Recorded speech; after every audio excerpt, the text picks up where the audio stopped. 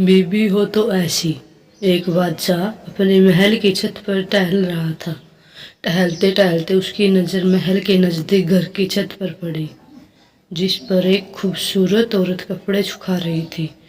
बादशाह ने अपने एक बांदी को बुला पूछा, किसकी बीबी है यह? बांदी ने कहा, बादशाह सलामत, यह आपके गुलाम फिरोज की बीबी है। बादशाह नीचे उतरा। बादशाह पर उस औरत के हुस्न जमान का शहंशाह छा गया। उसने फिरोज को बुलाया। फिरोज हाजिर हुआ तो बादशाह ने उससे कहा, फिरोज, हमारा एक काम है। हमारा यह खत फला मुल्क के बादशाह को दे आओ और इसका जवाब भी उससे ले आना। फिरोज उस खत को लेकर घर आ गया। खत को अपने तकिए के नीचे रखकर सफर का सामान तय किया, रात में गुजारी और सुबह मंजिल मुकद्द पर रवाना हो गया। इस बात से लाइफ के बादशाह ने उसके साथ क्या चाल चली है। इधर जैसे ही फिरोज नजर से ओझल हुआ, बादशाह चुपके से फिरोज के घर पहुंचा। आहिस्ता से फिरोज के घर का दरवाजा खटखटाया। फिरोज की बीबी ने कहा, कौन है? बादशाह कहा, मैं बादशाह हूँ, तुम्हारे शोहर का मालिक। तो उसने दरवाजा खोला।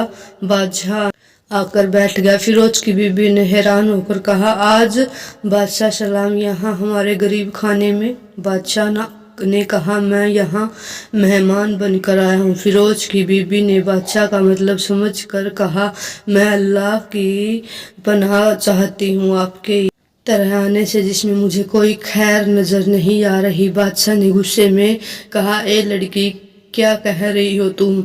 शायद तुम्हें मुझे पहचाना नहीं, मैं बादशाह हूँ, तुम्हारे शोहर का मालिक। फिरोज की बीबी ने कहा, बादशाह सलाम, मैं जानती हूँ कि आप बादशाह, लेकिन बुजुर्ग कह गए हैं कि शेर को अगर रचने जितने की भूख लगी हो वह मुद्दा तो नहीं खाना शुरू कर देता। और कहा, बादशाह सलाम, तुम उस कटोरे में पानी पीने आए हो जिसमें तुम्हारे कुत्ते ने पानी पिया है। बादशाह और उस औरत की बातों से बड़ा बेशर्म हुआ और उसको छोड़कर वापस चला आया, लेकिन अपनी चप्पल वहीं भूल गया। यह सब तो बादशाह की तरफ से हुआ। अब फिरोज को आधे रास्ते में याद आ गया कि खत बादशाह ने उसे दिया था वह तो घर पर ही छोड़ आया है।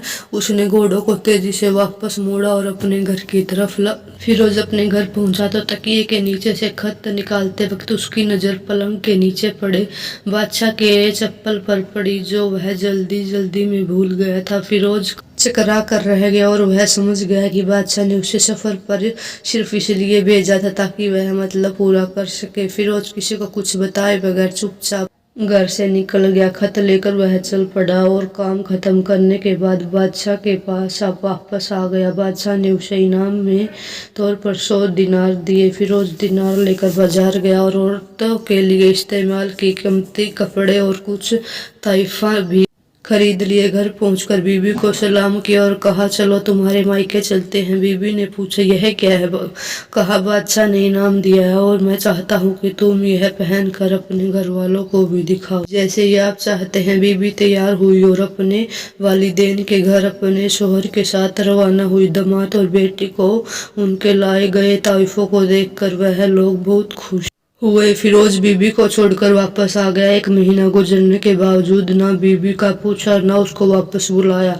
फिर कुछ दिन बाद उसके साले उससे मिलने आए और उन्हें कहा, हमें अपनी बहन से गुस्से और नाराजगी की वजह बताएं या फिर हम काजी के सामने पेश करेंगे। तो उसने कहा, अगर तुम चाहो तो कर लो, लेकिन मेरे जिस्म उसका ऐसा कोई हक बाकी नहीं है जो मैंने अदा ना किया हो। वह अपना केस काजी के पास ले गए तो काजी ने फिरोज को बुलाया। काजी उस वक्त बादशाह के पास बैठा हुआ था।